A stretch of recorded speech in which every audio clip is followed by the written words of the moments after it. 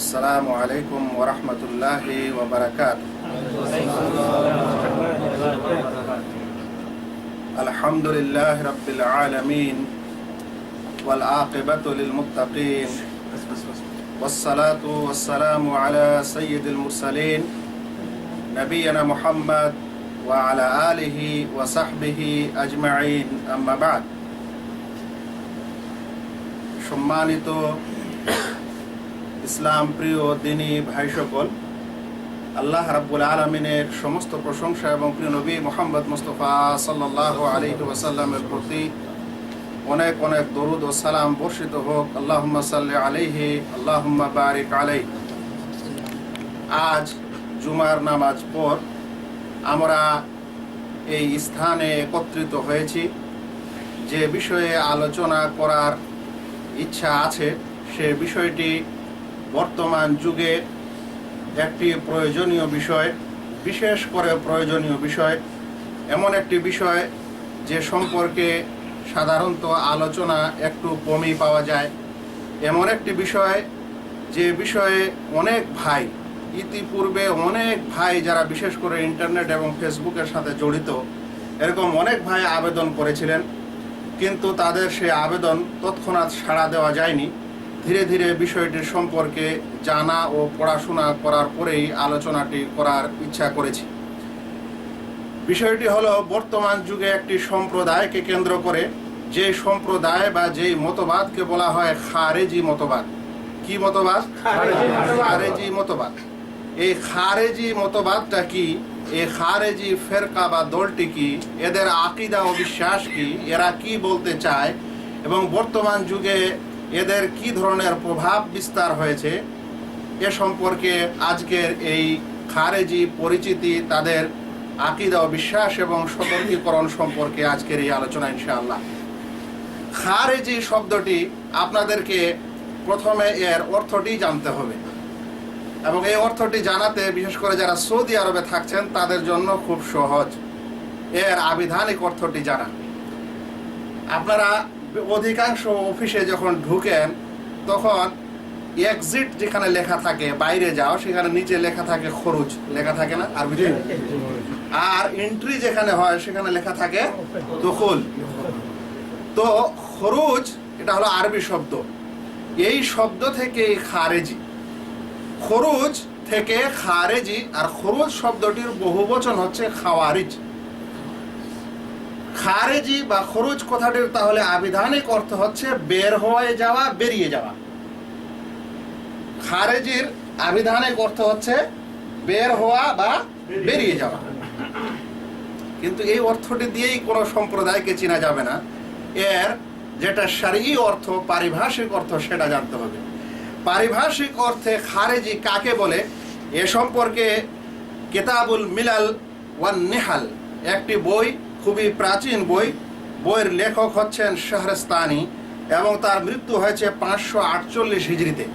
548 হিজরিতে মৃত্যু এমন এক লেখক তার বইতে খারেজি সম্প্রদায়ের সম্পর্কে বা তার পরিচয় দিতে গিয়ে বলছেন, কুল্লু মান খারাজা আলাল ইমামিল হক, প্রত্যেক এমন ব্যক্তি যে সত্য শাসকের বিরোধিতা করে, সত্য শাসকের বিরুদ্ধে বিদ্রোহ করে। প্রত্যেক এমন ব্যক্তি যে হক শাসকের বিরুদ্ধে বিদ্রোহ করে। তারপর বলছেন আল্লাযী ইত্তাফাকাতিল জামাআত আলাইহি, যেই শাসককে জামাত ও দল শাসক হিসাবে মেনে নিয়েছে। যেই শাসককে শাসক হিসাবে লোকেরা মেনে নিয়েছে, এরকম শাসকের বিরুদ্ধে বিদ্রোহ করা ইউসাম্মা খারেজিয়ান, তাকেই খারেজি বলা হয়। সাওয়াআন কানাল খুরুজু ফি আইয়ামিস সাহাবা, এই বিদ্রোহটি সাহাবাদের যুগে ঘটুক, আলাল আইম্মাতির রাশিদিন, খোলাফায়ে রাশিদিনদের বিরুদ্ধে, আও কানা বাদাহুম, কিংবা তারপরে এরকম বিদ্রোহ ঘটুক, আলাত তাবিঈনা বিইহসান, তাবেঈনদের বিরুদ্ধে, ওয়াল আইম্মাতু ফি কুল্লি জামান, এবং প্রত্যেক যুগের শাসকদের বিরুদ্ধে এরকম বিদ্রোহকেই খারেজি বলা হয়। আশা করি বোঝা গেছে। একটু আরো স্পষ্ট করে শুনুন এই সংজ্ঞাটি ডক্টর নাসের আল আকল, একজন বিখ্যাত সৌদি আরবের পণ্ডিত। আকীদা এবং বিশেষ করে ফেরকা, দল ও মতবাদ সম্পর্কে তার অনেকগুলো গবেষণামূলক বই রয়েছে। সেই সকল বইয়ের মধ্যে একটির নাম হচ্ছে আল খাওয়ারিজ। সেই খাওয়ারিজ বইটির 28 নম্বর পৃষ্ঠায় তিনি বলছেন, তিনি বলছেন 28 নম্বর পৃষ্ঠায় বলছেন, আল খাওয়ারিজু হুমুল্লাযিনা ইউকাফিরুনা বিল মাআসি। খারেজি তাদেরকে বলা হয় যারা গুনাহের কারণে মানুষকে কাফের বলে। এই সংজ্ঞাটা ওটাতে ছিল না। শেখ এখানে একটি আরো কথা যোগ করছেন যে খারেজি ওকে বলা হয়, তাদেরকে বলা হয় যারা গুনাহের কারণে মানুষকে কাফের বলে। মানে গুনাহ করে দিয়েছেন, বিশেষ করে বড় গুনাহ করে দিয়েছেন, তো বলছে যে তুমি মুসলমান থেকে বের হয়ে গেছো, তুমি কাফের হয়ে গেছো। তারপরে বলছেন ওয়ায়াখরুজুনা আলাল আইম্মাহ আল মুসলিমিনা ওয়া জামাআতিহিম, এবং মুসলিম শাসকদের বিরুদ্ধে বিদ্রোহ করে, এবং ওয়া জামাআতিহিম, এবং ওই মুসলিম জামাতের বিরুদ্ধেও বিদ্রোহ করে।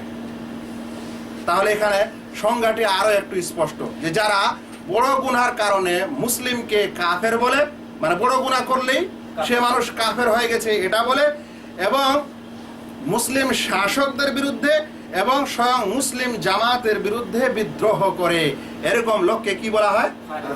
খারেজি বলা হয়। বলছেন কামা ইয়াশমালু ইসমাল খাওয়ারিজ কুল্লা মান আখাযা বিউসুলিহিম ওয়া সালাকা সাবিলাহুম। বলছেন এইরূপ যারা এই নিয়মকে মেনে এবং এদের পদাঙ্ক অনুসরণ করে, এরা সকলেই খারেজি। যারা ওরকম বা যারা এই নিয়মে বিশ্বাস রাখে ও চলাফেরা করে, এই পদাঙ্ক অনুসরণ করে, তারাও কি খারেজি। এদের অনেকগুলো নাম আছে ইতিহাসে, খুবই সংক্ষিপ্ত করে নামগুলা শুধু বলে দেই, নামগুলার ব্যাখ্যা বিশ্লেষণের সময় দিব না, আমাদের অনেক কিছু বলার আছে। 1 নম্বর, তাদের প্রথম নামটি হলো খাওয়ারিজ, দ্বিতীয় নামটি হলো মুহাক্কিমা, তৃতীয় নামটি হলো আল হারুরিয়া। হারুরি কথাটি হাদিসে অনেক জায়গায় শুনে হবে। চতুর্থ নম্বর হচ্ছে আহলুন নাহরওয়ান বা নাহরওয়ানবাসী। পঞ্চম নম্বর হলো সুরাত। ষষ্ঠ নম্বর হলো আল মারেকা। সপ্তম নম্বর হলো আল মুকাফফিরা। অষ্টম নম্বর হলো সাবাইয়া। নবম নম্বর হলো নাসেবা। এগুলো হচ্ছে সব এই খারেজিদের নাম ও উপাধি। এই নামে খারেজি নামেও তাদের জানা যেতে পারে, এই সকল নামেও তাদের জানা যেতে পারে। এই মতবাদের সম্পর্কে, এই বিশ্বাসের সম্পর্কে প্রিয় নবী মুহাম্মদ মুস্তাফা সাল্লাল্লাহু আলাইহি ওয়াসাল্লাম বহু পূর্বেই বলে দিয়ে গেছিলেন যে এমন কিছু সম্প্রদায় হবে যাদের এরকম লক্ষণ হবে, এবং তাদের সম্পর্কে ইসলামের অবস্থান কি আল্লাহ রাসূল সাল্লাল্লাহু আলাইহি ওয়াসাল্লাম বলে দিয়েছেন। শুনেন কয়েকটি হাদিস।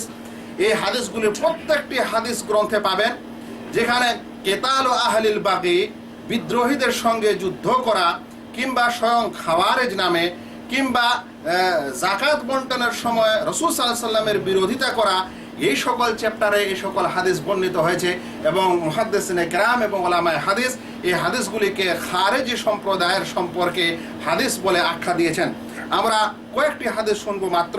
আল্লাহ রাসূল সাল্লাল্লাহু আলাইহি ওয়াসাল্লাম বলছেন, আলী রাদিয়াল্লাহু তাআলা আনহু এই হাদিসটিকে বর্ণনা করেন, সায়াখরুজু ফি আখিরিজ জামানে কওমুন, শেষ যুগে এমন এক সম্প্রদায়ের আবির্ভাব হবে, আহদাসুল আসনান, যারা অল্প বয়সী হবে। জন্ম নেয় মানুষ, ওটার কথা হচ্ছে না, জন্ম নেওয়ার পরে গোষ্ঠীটি যে হবে, এই গোষ্ঠীর লোকেরা অল্প বয়সী হবে। এখানে বয়স্ক মানুষ থাকবে না, বেশিরভাগ অল্প বয়সী থাকবে। সোফাহাউল আহলাম, বিচক্ষণ হবে না, অজ্ঞ হবে। একটা হচ্ছে মানুষের মধ্যে বিচক্ষণতা থাকা। সাধারণত অল্প বয়সী মানুষের মধ্যে বিচক্ষণতা কি থাকে? কম থাকে, অভাব থাকে বিচক্ষণতা। তারপর বলছেন ইয়াকুলুনা মিন খায়রি কাউলিল বারিয়াহ, তারা জগৎ সেরা কথা বলবে। জগৎ সেরা কথা কার কথা? জগৎ সেরা কথা হচ্ছে নবী আল্লাহ রাব্বুল আলামিনের কথা। তো বলছে তারা এরকম ভালো কথা বলবে, মানে কোরআন থেকে কথা বলবে। তারপর বলছেন ইয়াকরাউনাল কোরআন লা ইউজাবিজু হানাজিরাহুম, তারা কোরআন পাঠ করবে কিন্তু কোরআন তাদের এই গলা থেকে নিচে যাবে না। কোরআন পাঠ করবে কিন্তু কোরআন গলা থেকে নিচে যাবে না। কি মানে? মানে সে কোরআন পাঠ করতে পারবে বটে, কোরআনটা উচ্চারণ করতে পারবে বটে, ভালো করে তেলাওয়াত করতে পারবে বটে, কিন্তু কোরআনের মর্মার্থ বুঝবে না। তারপরে বলছেন ইয়ামরুকুনা মিনাদ দ্বীন কামা ইয়ামরুকুস সাহমু মিনার রামিয়া, এই সম্প্রদায় দিন থেকে ওই রকমই বের হয়ে যাবে যেমন তীর শিকারকে ছেদ করে বের হয়ে যায়। যদি কোনো শিকারকে, পাখিকে বা আর কিছুকে কেউ জোরে তীর মারার পর যদি তীরটা গোটায় ওকে ছেদ করে বের হয়ে যায়, তো যেরকম বের হয় এরকম তারা ইসলাম থেকে বের হয়ে চলে যাবে। তারপর বলছেন ফাইদা লাকিতুমুহুম ফাকতুলুহুম, যদি তোমরা তাকে পাও তাদেরকে তাহলে হত্যা করো। আল্লাহ রাসূল সাল্লাল্লাহু আলাইহি ওয়াসাল্লাম বলছেন ফাইন্না ফি কাতলিহিম আজরান লিমান কাতালাহুম ইনদাল্লাহি ইয়াউমাল কিয়ামাহ, কারণ তাদের হত্যাতে সওয়াব রয়েছে কিয়ামতের দিনে যারা তাকে হত্যা করবে। হাদিসটিকে ইমাম মুসলিম 1771 নম্বর হাদিসে বর্ণনা করেন। অন্য বর্ণনা এসেছে, খুবই সংক্ষিপ্ত আকারে বলি, যেই বিশেষণ এবং যেই গুণাগুলি বর্ণিত হলো, এছাড়া আরো কি গুণ এসেছে তাদের সম্পর্কে রাসূল সাল্লাল্লাহু আলাইহি ওয়াসাল্লামের ভাষায়, সেটা শুনেন। আল্লাহ রাসূল বলছেন এই সকল সম্প্রদায় যখন বের হবে, ইয়াহকিরু আহাদুকুম সালাতাহু মা সালাতিহিম, তোমরা অনেকে তোমাদের নামাজে ওদের নামাজের তুলনায় তোমাদের নামাজকে তুচ্ছ মনে করবে। মানে ওদের নামাজ এবং নামাজের যেই নিয়ম পদ্ধতি এবং যা সুন্দর দেখে মনে হবে ওদের তুলনায় আমরাই তুচ্ছ, আমাদেরটা বেশি ভালো না, ওদেরটা বেশি ভালো। ওয়াসিয়ামাহু মা সিয়ামিহিম, ওদের রোজার তুলনায় তোমরা তোমাদের রোজাকে তুচ্ছ মনে করবে। এত রোজাতে তারা পাকাপুক্ত হবে, আর এত মানে নফল রোজাকারী হবে বা আর কিছু হবে, মনে হবে ওদের তুলনায় আমাদের রোজা কোনো ব্যাপারে নেই, আমাদের তো খুব কমই হচ্ছে বা হচ্ছে না ভালো করে। এই হাদিসটিকে ইমাম বুখারী 6933 নম্বর হাদিসে বর্ণনা করেন। শুনেন আরো কিছু কথা এই সম্পর্কে। আল্লাহ রাসূল সাল্লাল্লাহু আলাইহি ওয়াসাল্লাম অন্য বর্ণনায় বলছেন কওমুন ইহসিনুনাল কিলা ওয়া ইউসিউনাল ফিআলা, এমন সম্প্রদায় যারা কথা তো ভালো বলবে কিন্তু কাজে মন্দ হবে। কথায় কি হবে? ভালো হবে, কাজে কি হবে? মন্দ হবে। কথাটা খুব সুন্দর লাগবে কিন্তু তাদের কাজকর্মটা খুবই জঘন্য ধরনের হবে। বলছেন হুম শাররুল খালকি ওয়া খালিকা, এরা সবচেয়ে নিকৃষ্ট সৃষ্টি, এরা হবে পৃথিবীর সবচেয়ে নিকৃষ্ট সৃষ্টি। তুবা লিমান কাতালাহুম ওয়া কাতালু, সুসংবাদ ওই ব্যক্তির জন্য যে তাদেরকে হত্যা করবে কিংবা ওদের মাধ্যমে সে হত্যা হবে। যদি ওদেরকে হত্যা করলো তাও সুসংবাদ, আর যদি ও বিপরীতকে হত্যা করে দিল তাহলে ওর জন্য কি রয়েছে? মানে ওদেরকে হত্যা করলেও সুসংবাদ, আর ওরা যাদেরকে হত্যা করবে তাদের জন্য কি রয়েছে? সুসংবাদ রয়েছে। ইয়াদউনা ইলা কিতাবিল্লাহ ওয়া লাইসু মিনহু ফি শাই, তারা আল্লাহর কিতাবের দিকে আহ্বানকারী হবে বটে কিন্তু আল্লাহর কিতাবের উপর প্রতিষ্ঠিত থাকবে না। বুঝা গেল? বলছেন কালু ইয়া রাসূলুল্লাহ মা সিমাহুম, আল্লাহ রাসূল তাদের কিছু আলামত আছে কি? আল্লাহ রাসূল বললেন কালা আত-তাহলিক, এরা মাথা নেড়া করবে, মাথা নেড়াকারী হবে। মানে মাথা চুল রাখার চাইতে নেড়া করাকে কি বলবে? বেশি পছন্দ করবে এবং ভালো মনে করবে। এই হাদিসটিকে আবু দাউদ হাদিস নম্বর 4137 বর্ণনা করেছে। ভাই প্রথমে আমি আপনাদেরকে এটা জানানোর চেষ্টা করলাম যে খারেজি সম্প্রদায় কাকে বলে। দ্বিতীয় নম্বরে জানানোর চেষ্টা করলাম যে খারেজি সম্প্রদায় সম্পর্কে প্রিয় নবী মুহাম্মদ মুস্তাফা সাল্লাল্লাহু আলাইহি সাল্লাম কি বলেছেন। এবার একটু জানুন যে এই সম্প্রদায় কিভাবে পৃথিবীতে আবির্ভাব হয়, কিভাবে এদের জন্ম হয়, পৃথিবীতে খারেজিদের জন্ম কিভাবে হয়েছিল। কারণ আল্লাহ রাসূল সাল্লাল্লাহু আলাইহি সাল্লাম তো সুসংবাদ দিয়ে গেলেন বা এই কথা বলে গেলেন, এই ভবিষ্যৎবাণী করে গেলেন। যারা এই খারেজি সম্প্রদায় সম্পর্কে জ্ঞাত এবং এর ইতিহাস সম্পর্কে জানেন তারা সকলে কথা বলেছেন যে খারেজির আবির্ভাব সেটা আল্লাহ রাসূল সাল্লাল্লাহু আলাইহি ওয়াসাল্লামের যুগেই হয়ে গেছিল, কিন্তু খারেজির এই আবির্ভাবটি আল্লাহ রাসূল সাল্লাল্লাহু আলাইহি ওয়াসাল্লামের যুগে কোনো দল হিসাবে ঘটেনি, বরং ব্যক্তি পর্যায়ে এরকম খারেজির আবির্ভাব ঘটেছিল। কি ঘটেছিল? আল্লাহ রাসূল সাল্লাল্লাহু আলাইহি ওয়াসাল্লাম একদা গনিমতের মাল সম্পদ বন্টন করছিলেন। কে বন্টন করছিলেন? আল্লাহ রাসূল সাল্লাল্লাহু আলাইহি ওয়াসাল্লাম। এর চাইতে ভালো মানুষ আর পৃথিবীতে হতে পারে? ইনি হচ্ছেন সবচেয়ে বড় ইমাম। একটি কথা এখানে বলে দিতে চাই যে আমরা অনেকে জানি না বা ইমাম শব্দের ভালোভাবে অর্থটা কি আমরা অনেকে বুঝি না। আমরা মনে করি যে নামাজ পড়ায় সেই হচ্ছে আসলে ইমাম, কিন্তু আসলে ইমাম যে কে এবং ইমামের অর্থ যে কি এ সম্পর্কে অনেকেই আমরা ভালোভাবে জানি না যে ইমাম কাকে বলে। তো ইমামের একটি অর্থ হচ্ছে যেটা নামাজ আমাদেরকে পড়ায়, বা যার নেতৃত্বে ইমাম, যার নেতৃত্বে মানুষ নামাজ আদায় করে তাকে কি বলা হয়? তাকে ইমাম বলা হয়। কিন্তু শরীয়তের পরিভাষায় একে বলা হয় ছোট ইমাম। কি ইমাম? ছোট ইমাম। শরীয়তের পরিভাষায় আসল ইমাম হচ্ছে আল ইমাম আল কুবরা, বা বড় ইমাম, বড় ইমামতি। বড় ইমাম ও বড় ইমামতিটা কি জিনিস? বড় ইমাম বা বড় ইমামতি হচ্ছে যিনি শাসক, যিনি রাষ্ট্র পরিচালনা করেন, যিনি মুসলিম দল ও জামাত ও দেশের পরিচালক, তাকে বলা হয় আসলে কি? তাকেই বলা হয় আসলে ইমাম। আর সেটাকেই বলা হচ্ছে অনেকের পরিভাষায় খলিফা, এটাকেই বলা হচ্ছে আমিরুল মুমিনিন, এটাকেই বলা হচ্ছে বর্তমান যুগে রাষ্ট্রপ্রধান বা আর কিছু। কিন্তু শরিয়ার পরিভাষায় তাদেরকে কি বলা হয়? তাদেরকে বলা হয় ইমাম। তাই যখন এই ইমাম শব্দটি ব্যবহার করা হবে শরিয়ার পরিভাষায়, তার মানে ইমামুল মুসলিমিন, মুসলিমদের শাসক, মুসলিমদের পরিচালক, মুসলিম রাষ্ট্রের নেতা, একে কি বলা হয়? ইমাম বলা হয়। তো আল্লাহ রাসূল সাল্লাল্লাহু আলাইহি সাল্লাম সবচেয়ে বড় ইমাম। তার কাছে গনিমতের সম্পদ এসেছে, তিনি বন্টন করছেন। পৃথিবীতে এর চাইতে ইনসাফকারী ব্যক্তি আর কেউ হতে পারে না। এই সময় বন্টন করার সময় এক ব্যক্তি আসলো যার উপাধি ছিল যুল খুয়াইসারা। কি উপাধি ছিল? যুল খুয়াইসারা। সে এসে বলছে, এই বন্টন দেখছে, বলছে ইয়া মুহাম্মদ, মুহাম্মদ ইনসাফ করো, ন্যায় করো, বন্টন করার ক্ষেত্রে ন্যায় করো। এতগুলো লোকের সামনে সবচেয়ে পৃথিবীর সবচেয়ে বড় ইমাম, সবচেয়ে ন্যায় পরায়ণ ব্যক্তি, সে যে বন্টন করছে, ওই বন্টনকে আঙ্গুল তুলে বলছে, মুহাম্মদ তুমি কি করো? তুমি ইনসাফ করো। তাহলে যিনি রাষ্ট্রপ্রধান, তার বিরুদ্ধে বিদ্রোহ হলো কিনা? এই বিদ্রোহটা কোথায় বিদ্রোহ হলো? এবং একটি জঘন্য বিদ্রোহ, যে জনসম্মুখে ইমামকে এরকম বলা, এরকম বিদ্রোহ। তো বলছেন যে এটাই ছিল প্রথম খারেজির প্রকাশ ও আবির্ভাব। আল্লাহ রাসূল সাল্লাল্লাহু আলাইহি সাল্লাম বললেন, ওয়াইলাক ওয়া মান ইয়াদিল ইযা লাম আদিল, তোমার ধ্বংস হোক, যদি আমি ইনসাফ না করি তো পৃথিবীতে আর কে ইনসাফ করবে? যদি আমি ইনসাফ না করি তাহলে পৃথিবীতে আর কে ইনসাফ করবে? অতঃপর যখন সেই ব্যক্তিটি চলে গেল, তখন আল্লাহ রাসূল সাল্লাল্লাহু আলাইহি ওয়াসাল্লাম ইশারা করে সাহাবাদেরকে বললেন যে ইন্না লাহু আসহাবান। আর অন্য এক বর্ণনা এসেছে যে এর বংশ থেকেই এমন কিছু সম্প্রদায় জন্ম হবে যাদের নামাজের তুলনায় তোমরা তোমাদের নামাজকে কম মনে করবে। অতঃপর ওই সকল কথা বললেন যে সকল হাদিসে আপনারা একটু আগে শুনলেন। শুনে আশ্চর্য হবেন। একটু পরে এই লোকের ঘটনা বলছি। অতঃপর এটা ছিল আল্লাহ রাসূল সাল্লাল্লাহু আলাইহি সাল্লামের যুগে প্রথম খারেজির আবির্ভাব। কিন্তু তাদের কোনো দল বা তাদের কোনো বিশেষ নীতি তখনও তৈরি হয়নি।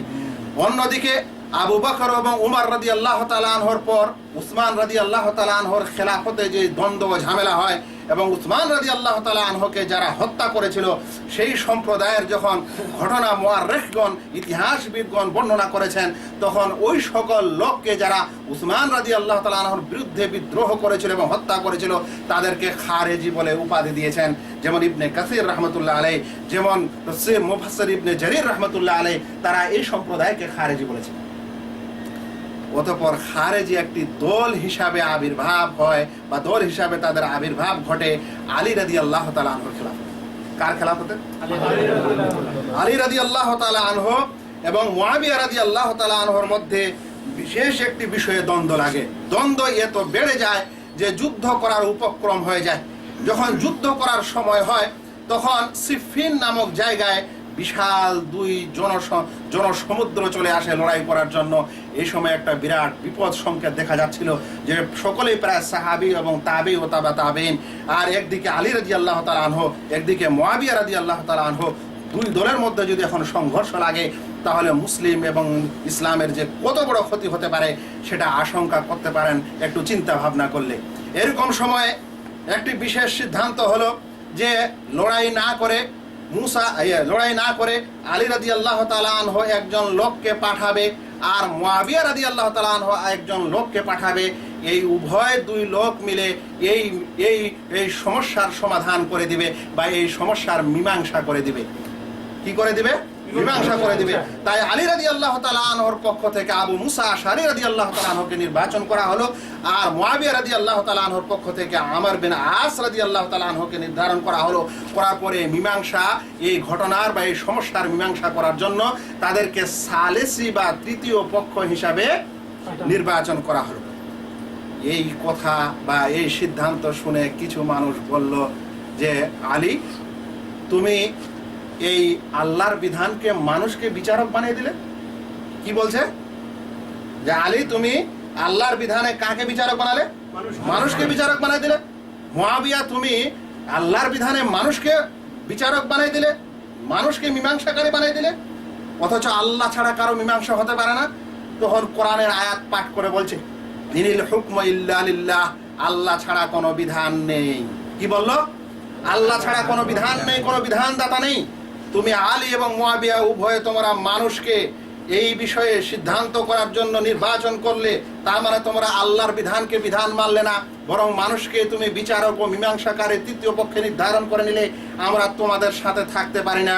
তারপর এই কথা বলার পর, এই স্লোগান দেওয়ার পর আলী রাদিয়াল্লাহু তাআলা আনহুর সে দল থেকে বের হয়ে নাহরওয়ান চলে গেল। নাহরওয়ান একটা জায়গা। আর তারা স্বয়ং আলী এবং মুয়াবিয়া এবং আলী ও মুয়াবিয়া রাদিয়াল্লাহু তাআলা আনহুর পক্ষে যারা ছিল, এই সালিসকে মেনে নিয়েছিল, একে আরবিতে বলা হয় তাহকিম।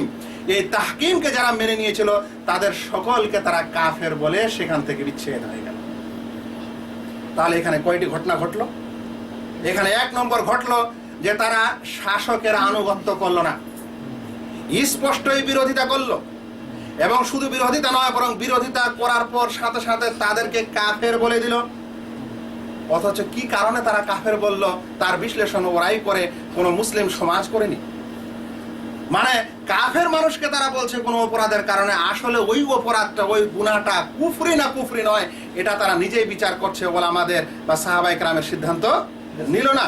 মানে যদি কেউ তাহকিম বা সালিস নির্বাচন করেই নেয় আল্লাহ তাআলা কোনো বিষয়ে, তাহলে সে কি কাফের হয়ে যায়? এখন হয় কি হয় না এই বিষয়ে তারা নিজেই ফয়সালা নিয়ে ওদেরকে কাফের বলে, অথচ তাদের আনুগত্য ছেড়ে আবার সেখান থেকে বের হয়ে গেল। দুই নেতাকে কাফের বললো তো বললো, তাদের অনুসারী সকলকেই কাফের বললো। বলার পর এতই চরমে পৌঁছালো যে এদের মাঝে বসবাস করা যাবে না। তাই মুসলিম এই জামাত ওই নেতা ছেড়ে তারা চলে গেল নাহরওয়ান জায়গায়। বুঝতে পারছেন? মুআররিখগণ, ইতিহাসবিদগণ বলেছেন, তখন প্রথমে আলী রাদিয়াল্লাহু তাআলা আনহু তাদের সঙ্গে যুদ্ধ না করে সবচেয়ে বড় পণ্ডিত মুফাসসিরে কোরআন ইবনে আব্বাস রাদিয়াল্লাহু তাআলা আনহুকে তাদের কাছে পাঠালেন, যাও তুমি তাদেরকে বুঝাও।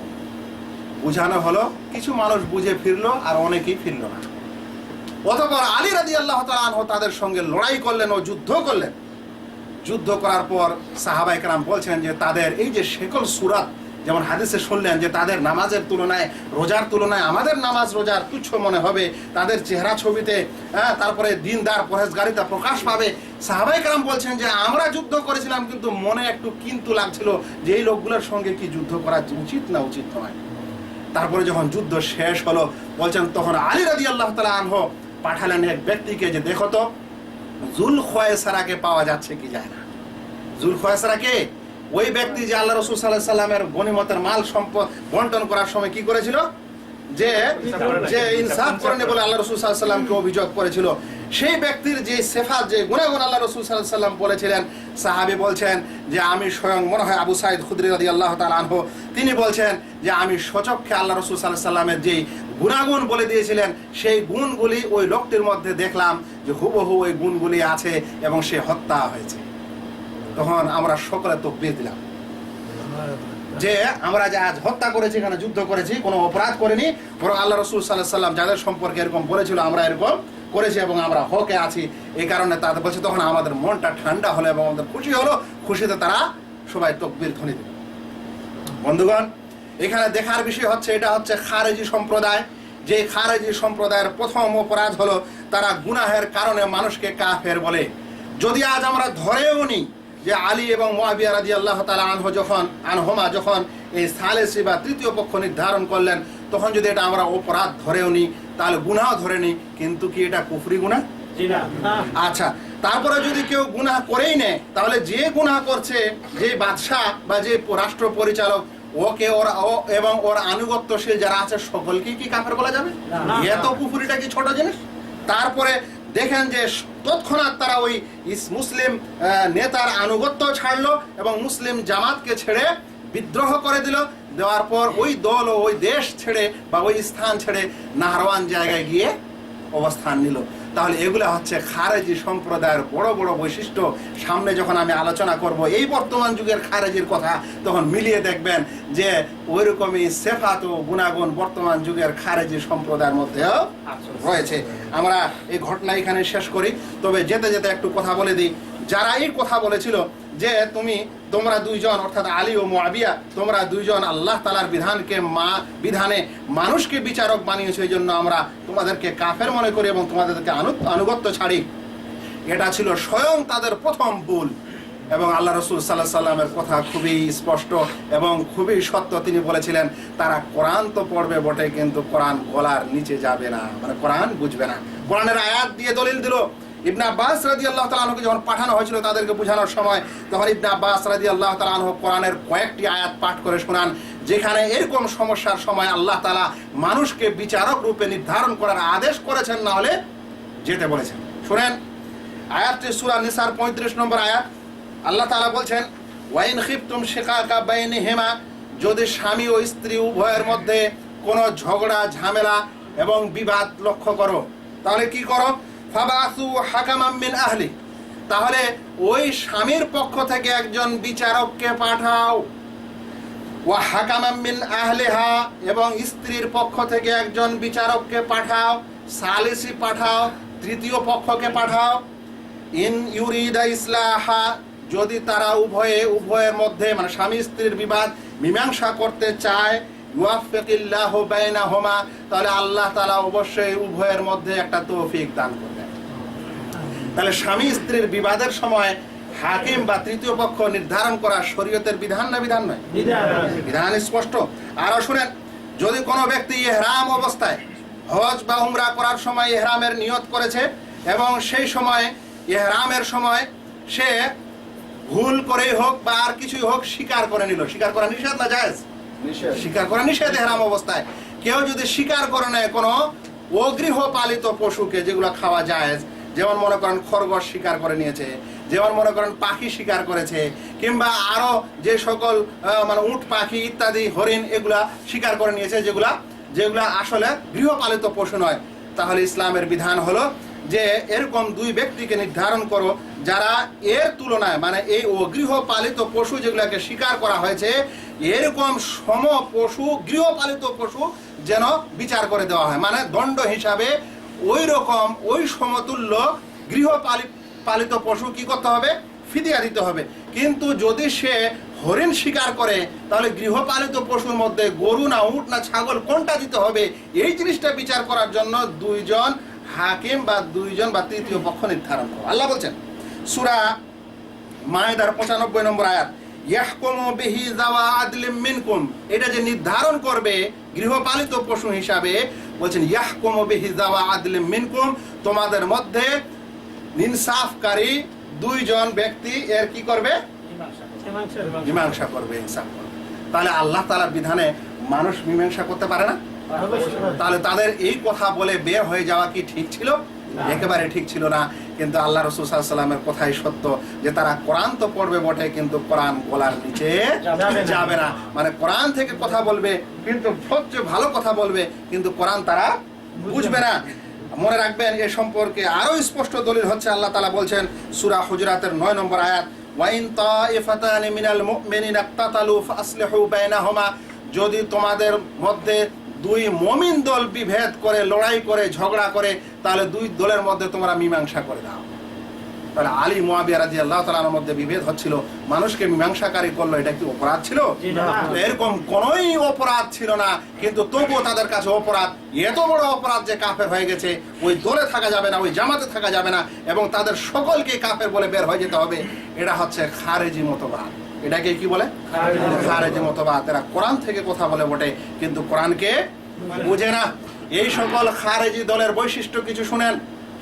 যেই একটা হচ্ছে বৈশিষ্ট্য, আর একটা হচ্ছে আলামত, নিদর্শন, আর একটা হচ্ছে লক্ষণ। বৈশিষ্ট্য যখন কোনো বিষয়ের বলা হবে যে এটা এদের বৈশিষ্ট্য, তার মানে ওইটা ওদের সাথে সব সময় থাকে, ওরকম একটা বৈশিষ্ট্য হলেই সে খারেজি হয়ে যাবে। আর যদি বলা হয় এগুলো লক্ষণ, তাহলে বলতে হবে যে লক্ষণটা বৈশিষ্ট্যের চাইতে নিম্ন পর্যায়ে, এরকম অধিকাংশ লক্ষণ যদি থাকে তাহলে সেও কাফের, সেও খারেজি। আর যদি এক দুইটা থাকে তাহলে বলবো যে তোমার মধ্যে খারেজিপনা আছে, তোমার মধ্যে কি আছে? খারেজিপনা আছে, খারেজি লক্ষণ আছে, যদিও এ এখনো পূর্ণাঙ্গ খারেজি না হয়ে থাকে। তো এই কথাটা মনে রাখতে হবে যে খারেজি লক্ষণ আলাদা জিনিস, খারেজি বৈশিষ্ট্য আলাদা জিনিস। যাই হোক, শুনেন তাদের লক্ষণ ও বৈশিষ্ট্যগুলি। 1 নম্বর, তারা বড় গুনার কারণে কাফের বলে, যেমন একটু আগে বারবারই আলোচনা হলো। এবং এরকম কাফের বলে যেই কাফের রক্ত ও মাল হালাল এরকম মনে করে, মানে এরকমই কাফের যেটা অরিজিনালি কাফের, এরকম কাফের মনে করে। রক্ত মাল হালাল, কাফের রক্ত মাল হালাল সব সময় হয় না, যতক্ষণ পর্যন্ত তারা যুদ্ধে লিপ্ত না হয়। কিন্তু এরা এরকম মুসলিমকে বড় গুনার কারণে ওইরকম কাফের মনে করে যাকে হত্যা করে এবং যার মাল সম্পদ ভক্ষণ করা যায় এরকম মনে করে। তারপরে শুনেন, আল খুরুজ আলা ইম্মাতিল মুসলিমিনা ইতিকাদান ওয়া আমালা, মুসলিম শাসকের বিরুদ্ধে বিদ্রোহ করা, তারা বিদ্রোহ করে, এটা বিশ্বাসও করে ও কাজেও পরিণত করে, মানে অন্তরে বিশ্বাস করে এবং বিদ্রোহটা কাজে পরিণত করে, এটা মুসলিম শাসকের বিরুদ্ধে, এটা দ্বিতীয় বৈশিষ্ট্য। তারপরে বলছেন আল খুরুজ আলা জামাআতিল মুসলিমিনা, মুসলিম জামাত থেকে বের হয়ে যাওয়া এবং তাদের বিরুদ্ধে বিদ্রোহ করা, এটা হচ্ছে তাদের কি একটি বৈশিষ্ট্য। বলছেন এবং ওই সকল মুসলিমকে কাফেরের মতো মনে করা। তাদের একটি বৈশিষ্ট্য হচ্ছে যহুরু সীমাস সালিহিনা আলাইহিম, তাদের বাহ্যিক চেহারা ছবিতে নেক জিনিসের, সৎ জিনিসের কি পাবে? প্রকাশ পাবে, আলামত থাকবে। আর বেশি বেশি ইবাদত গুজার হবে, নামাজ রোজাকারী আদায়কারী হবে। আল্লাহ রাসূল সাল্লাল্লাহু আলাইহি ওয়াসাল্লাম বলছেন, ওদের নামাজের তুলনায় তোমরা তোমাদের নামাজকে তুচ্ছ মনে করবে। যাফুল ফিকহ ফিদ্দিন ওয়া আদমু ফাহমিল কোরআন, কোরআন বুঝতে পারবে না, কোরআন বোঝার ক্ষমতা থাকবে না, এবং দ্বীনের জ্ঞান বা বলতে পারেন যে দ্বীনের যেটা সমঝ, যেটা বুঝা, সেই বুঝটা তাদের মধ্যে খুবই দুর্বল থাকবে। কোরআন পড়বে কিন্তু কোরআন বলার নিচে যাবে না। তারপর বলছেন আল আখযু বিল ওয়াঈদ ওয়া তারকুল ওয়াদি, শরীয়তের যেই সকল বিধান কঠোর, যেখানে আযাব ও শাস্তির কথা এসেছে, ওই বিধানগুলি গ্রহণ করবে, আর ক্ষমা মাফ এ সকল বিধানের কথা বলবে না। বুঝতে পারছেন? মানে খালি কঠোরটা, এরকম করলে তোমার এই শাস্তি, নাহলে তুমি কাফের, নাহলে অমুক অমুক, এই শক্ত জিনিসগুলো সে বলবে। কিন্তু আল্লাহ যে দয়াশীল, আল্লাহ যে মায়াশীল, আল্লাহ যে মানুষকে ক্ষমা করেন, আল্লাহ যে সকল গুনাহ ক্ষমা করেন, এ সকল কিছুতে তারা হাত দিবে না। খারেজিদের আরো লক্ষণ হচ্ছে যে তারা ইয়াকতুলুনা আহলাল ইসলাম ওয়া ইউখাসিমুনা, মুসলিমদেরকে হত্যা করবে এবং তাদের সঙ্গে বিতর্ক করবে, আর মূর্তি পূজকদেরকে ছেড়ে দিবে, তাদের সঙ্গে কোনো বিতর্ক করবে না। এদের আরো লক্ষণ ও বৈশিষ্ট্য হচ্ছে যে এরা সুন্নতের জ্ঞানী হবে না, হাদিস ও সুন্নতের জ্ঞান তাদের মধ্যে থাকবে না, খুবই কম থাকবে। অধিকাংশ সময় তারা কোরআন থেকে দলিল দিবে, যেন মানুষ ভাবে যে তাদের কথাটাই সত্য। যেমন আলী ও মুআবিয়া রাদিয়াল্লাহু তাআলা দ্বন্দ্বের সময় কি থেকে দলিল দিয়েছিল? কোরআন থেকেই দলিল দিয়েছিল। মনে রাখবেন, এদের আরেকটি বৈশিষ্ট্য লক্ষণ হচ্ছে যে তারা অন্তরের বিচার করে। আপনার অন্তরে কি আছে, আপনাকে দেখলো অনুমান করে বলে এই লোকটা এরকম, অন্তরের কথা জানা যায়?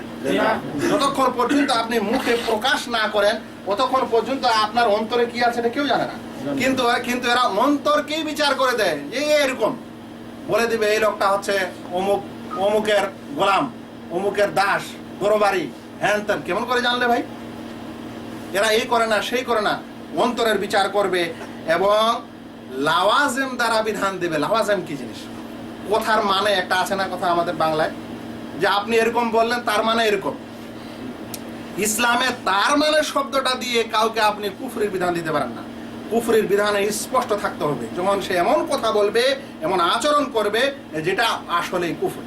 কিন্তু আপনি কোনো সময় দেখা গেল যে কোনো একটা কাফেরের প্রশংসা করেছেন, এখন আপনাকে বললো যেহেতু আপনি ওই কাফের হওয়ার পরও ওর প্রশংসা করেছেন, তার মানে আপনিও কাফের। এটাকে বলা হয় কথার মানে দ্বারা বিচার করা।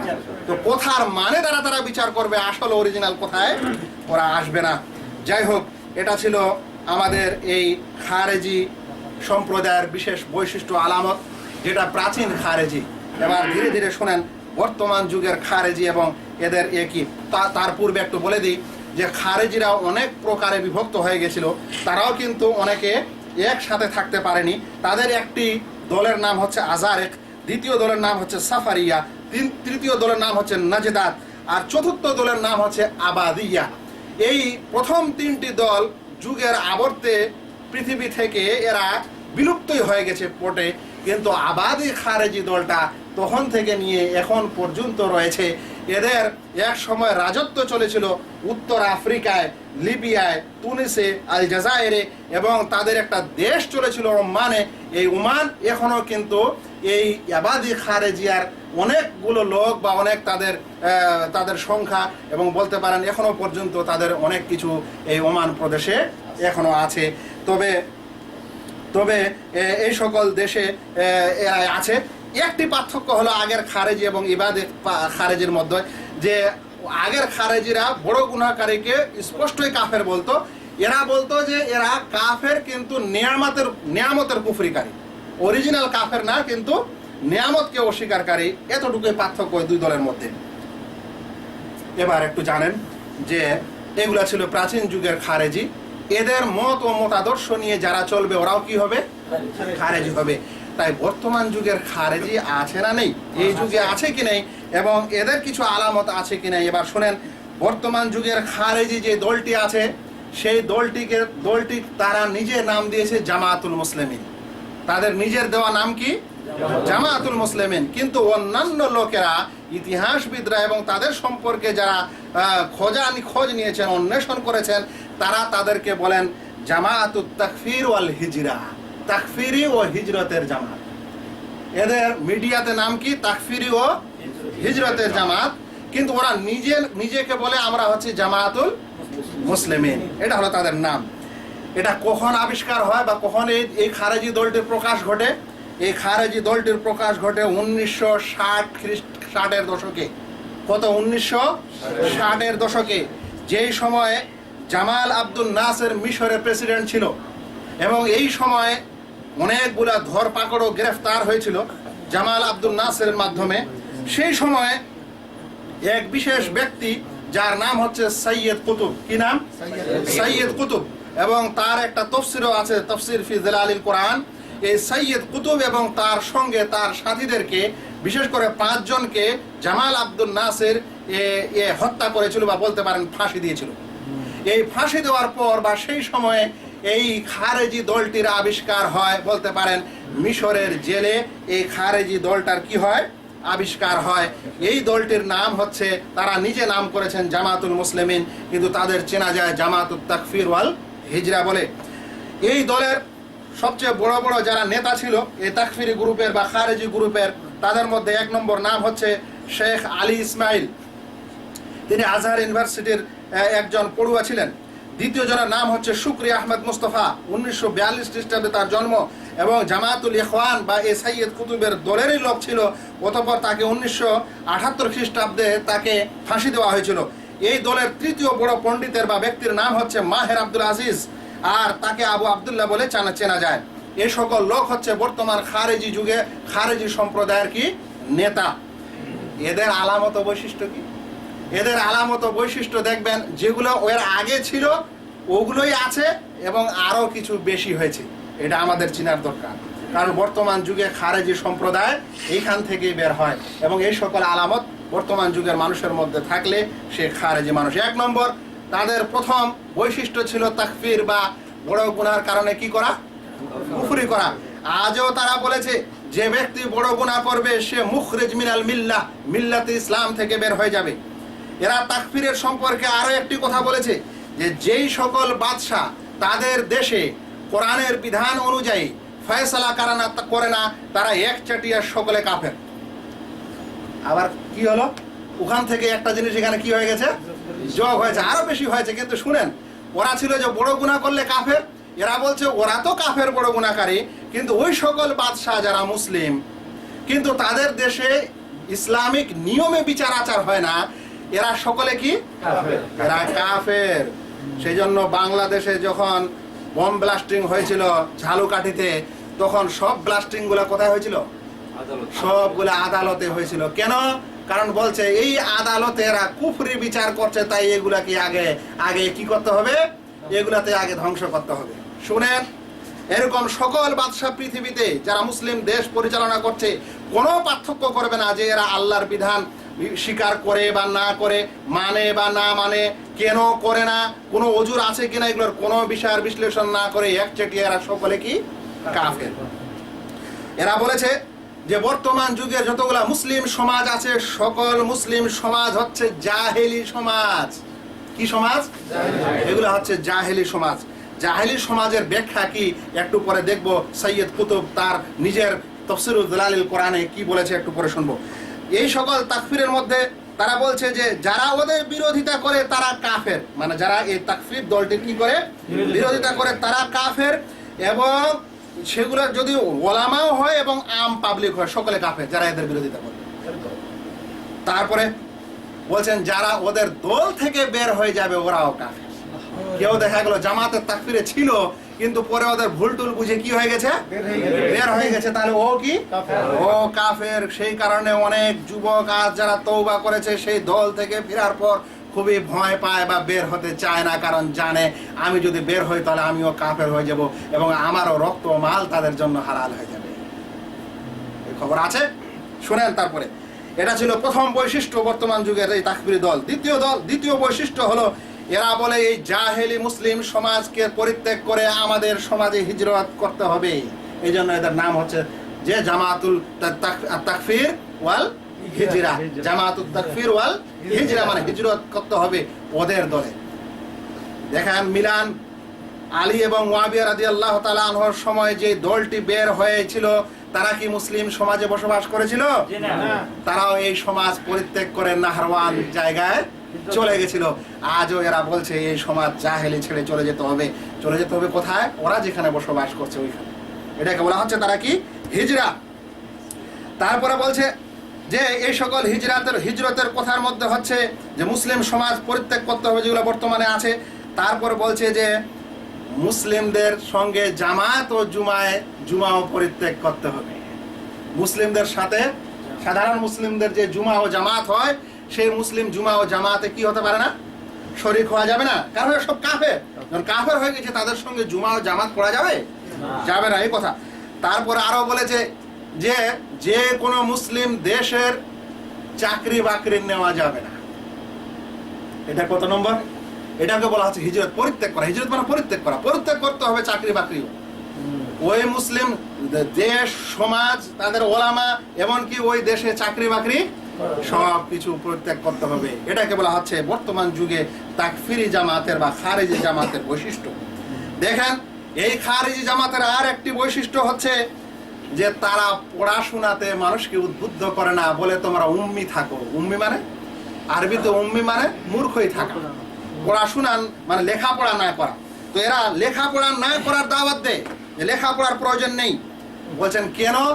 আবারও সেই ভালো কথা বলবে আল্লাহ রাসূল সাল্লাল্লাহু আলাইহি ওয়াসাল্লাম তো লেখাপড়া জানতো না, সেই জন্য আমাদেরকে কি করতে হবে না, লেখাপড়া করতে হবে না।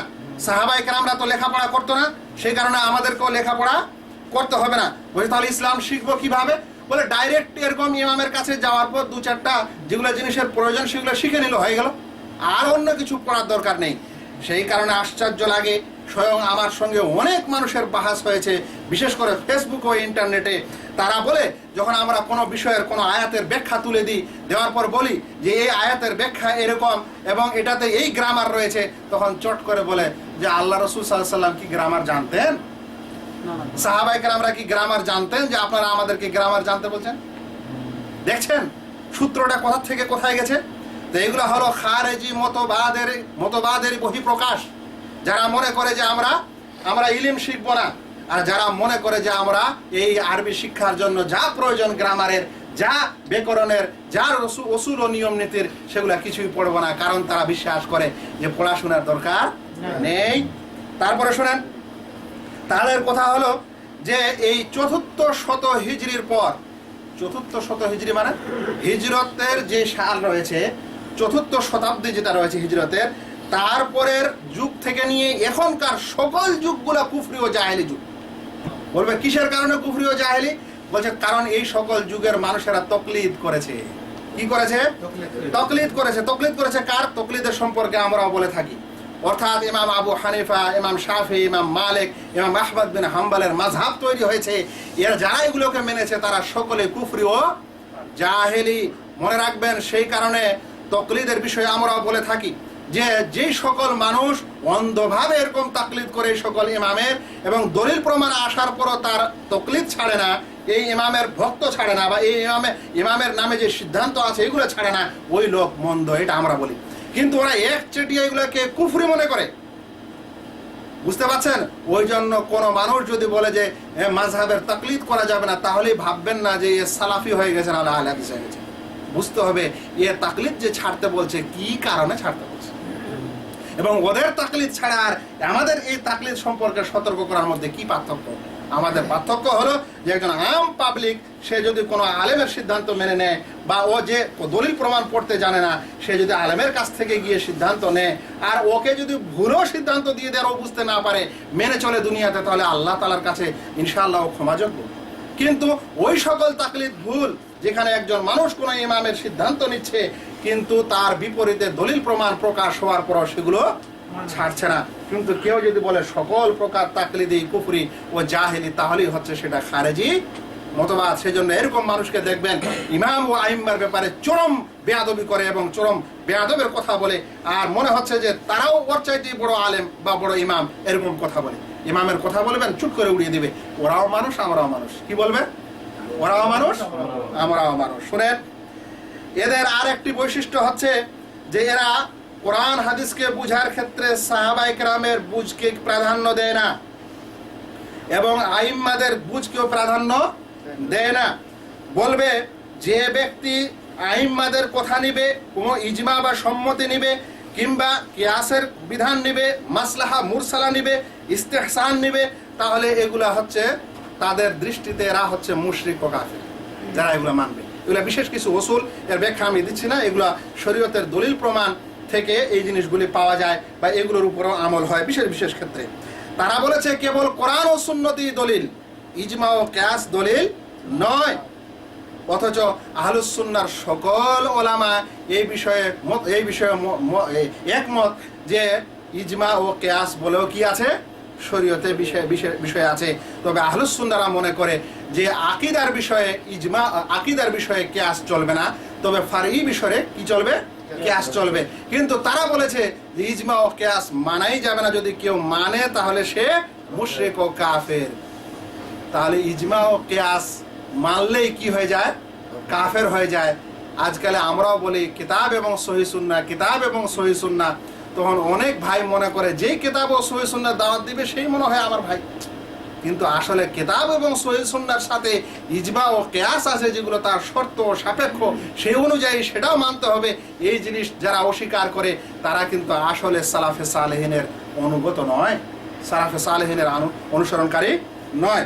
তারপরে শুনেন, ওদের আর একটি বৈশিষ্ট্য হচ্ছে যে যদি বড় ফরজ কাজটি করতে না পারা যায়, তাহলে তার চেয়ে নিম্ন পর্যায়ের ফরজগুলি মাফ হয়ে যায়।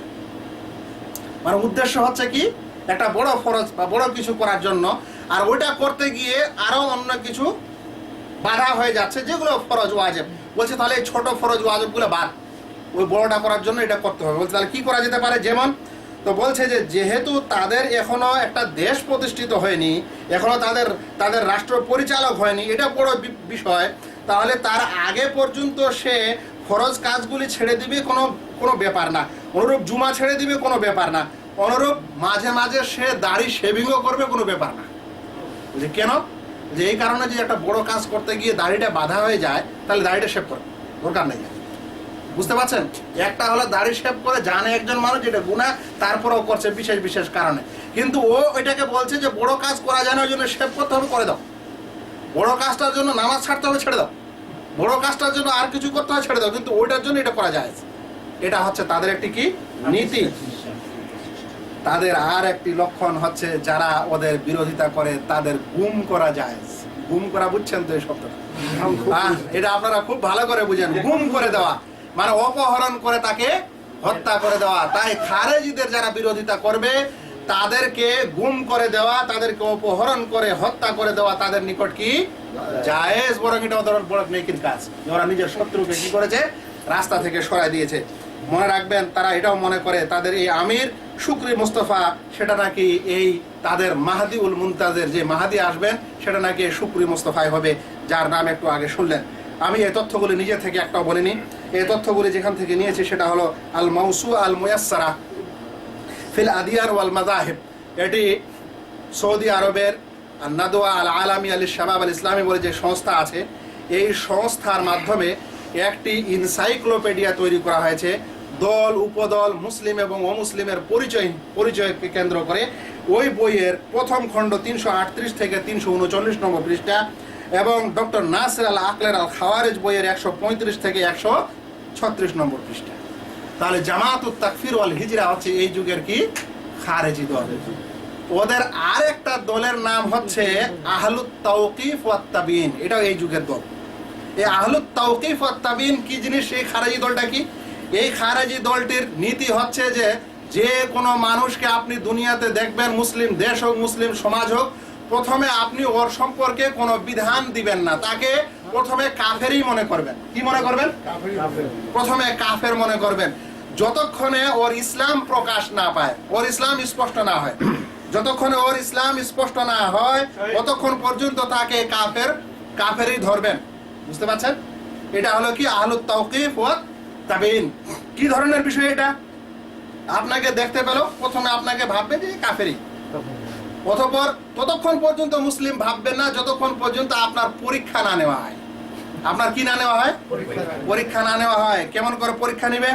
তো বলছে বলো আজান দাও, বলো অমুক নামাজ কত রাকাত, বলো জাকাত কতখানি দিতে হয়, বলো আর কি করতে হয়, আর কি করতে হয়। এটাকে কি বলা হয়? পরীক্ষা করা। পরীক্ষার পরেই আপনি হয় মুসলিম হবেন, না হলে হবেন না।